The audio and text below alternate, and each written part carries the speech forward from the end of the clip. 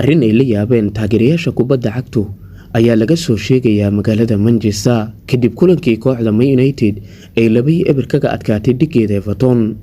naadiga kubadda cagta Man United ayaa maqlaysa war aanay jeclaysanaynin oo ah inay shil baabuur oo galay mid ka mid ah xidigahoodii ugu fiicnaa waqti ka hor xilli ay isku diyaarinayay in uu daawado ciyaartii kooxdiisii hore ee 2-0 kaga adkaatay dhigeeda Everton.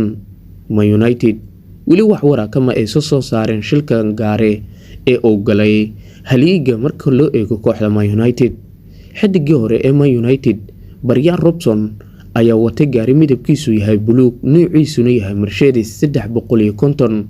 waxay isku dhaceen baabuur kale waxaana burburay guud ahaan marka loo eego labadii baabuur ee goobtaasi taagnaa. sheekada muuqaalkan ayaa kugula wadaagaya xidigan iyo si lamida dhibaatada soo gaartay. booliska ayaa la sheegay in ay goobta shilku ka dhacay tageen wada hadalna la qaateen labada dhinac balse lama sheegin wax khasaaraha oo soo gaaray haliiga Man United.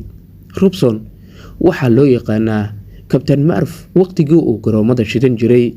waxaa la arkayay isagoo wadada dhinaceeda taagan oo boolisku ay la hadlayaan. Man United ayuu u saftay Robson 407 ciyaarood waxaana u dhaliyay guud ahaan 103 gool muddo 13 sanadood ah oo isagoo ku sugnaa garoonka Old Trafford. markii uu kubadda ka fariistay waxa uu noqday tababare kooxo badan sida Middlesbrough, Brentford City, West Brom Albion iyo kooxda la yiraahdo Sheffield United. sheekadan ayaana ah mid u xun taageerayaasha kubadda cagta maadaama xidigan la yiraahdo Robson oo baal dahaba ka yaalo buugga taariikhiga ah ee kooxda Man United. waxaana marka loo ogo laga dhur sugayaa waqtiga kooxdan ay soo shaacay doonto dhibaatada gaartay haliigooda isla markaana xidigan la filayo in dibadda loo soo saaro wixii halkaasi ku soo qabsaday. isla markaana sidoo kalena waxa laga dhur sugayaa waxa ay ka yiraahdeen booliska Man United. isla markaana waxa laga dhur sugayaa waxa ay ka yiraahdeen booliska Manchester.